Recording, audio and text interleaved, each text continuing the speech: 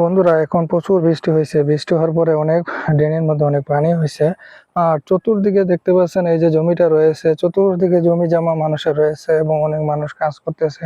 কেউ কেউ নিড়ানি কাজ করতেছে, কেউ কেউ আসছে আবার জমিতে বাদ দেওয়ার জন্য, কারণ সকাল সকাল বৃষ্টি হয়েছে।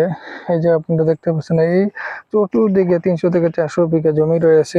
এই জমিতে কিন্তু প্রত্যেকটি সাধারণ কৃষক এই কাজ করে থাকে এবং বৃষ্টি হওয়ার কারণে কিন্তু প্রচুর পরিমাণে পানি রয়েছে। সেই পানিগুলা কিন্তু ক্ষেতের জন্য খুবই খুবই উপকারী। সেটা হয়তো আমরা জানি না যে কতটা পানি প্রয়োজন লাগে একটা ক্ষেতে। তো অবশ্যই যারা যারা আমাকে ভালোবাসেন তারা অবশ্যই ধৈর্য সহকারে ভিডিওটি দেখেন। ভিডিওটি দেখলে অনেক গুরুত্বপূর্ণ কথা আপনারা জানতে পারবেন। তো স্পেশালি যে কথাটা আমি এখন বলবো সেই কথাটা হলো, এই যে ধানের জমি রয়েছে, অনেকে হয়তো জানে না কি করে ধানের জমিগুলা মানুষ এই শুরু থেকে শেষ পর্যন্ত একটা জমি কি করে করতে হয়। তো আপনাদেরকে আমি এখন বলবো যে প্রথমে জমির আপনাদের হাল বাউনের পরে জমিতে ধান লাগানো হয়, জ্বালা লাগানো হয়। জ্বালা লাগানোর পরে এই ধানগুলোকে আস্তে আস্তে নিড়ানির মাধ্যমে আজকে এতটুক পর্যন্ত যে সাধারণ মানুষ এবং সাধারণ কৃষকরা যেই তাদের কঠোর পরিশ্রমে কিন্তু এই যে জমিগুলা রয়েছে সেই জমিগুলা তারা করে থাকে। হয়তো আমরা সেটাকে অনেকটাই ছোট চোখে দেখি।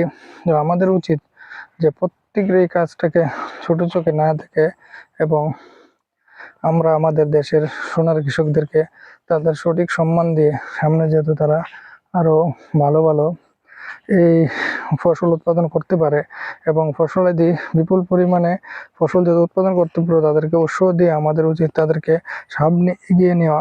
কেননা যদি তারা আমাদের দেশে সঠিক ফসল ফলাদি না ফলাতে পারে, তাহলে অবশ্যই আমাদের কিন্তু খাদ্য সংকটে পড়ে যেতে হবে।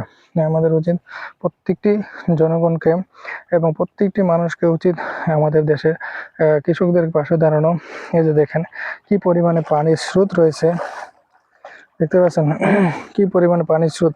এই পরিমাণে পানির স্রোত যদি থাকে আর তাহলে বুঝতে পারেন যে কি পরিমাণে বৃষ্টি হয়েছে। অনেক অনেক বৃষ্টি হয়েছে, যেই আল্লাহর মেহেরবানিতে অনেক বৃষ্টি হয়ে থাকে।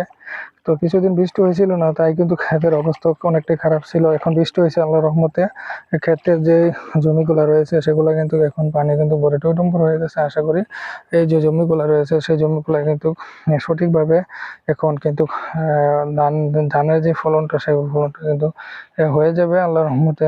কারণ এখন ফলনটার সময় পানিটা খুবই প্রয়োজন ছিল। আর দেখতে পাচ্ছেন আকাশটা অনেকটা এখন মেঘাচ্ছন্ন রয়েছে, বৃষ্টি হওয়ার সম্ভাবনা আরো কিছু রয়েছে।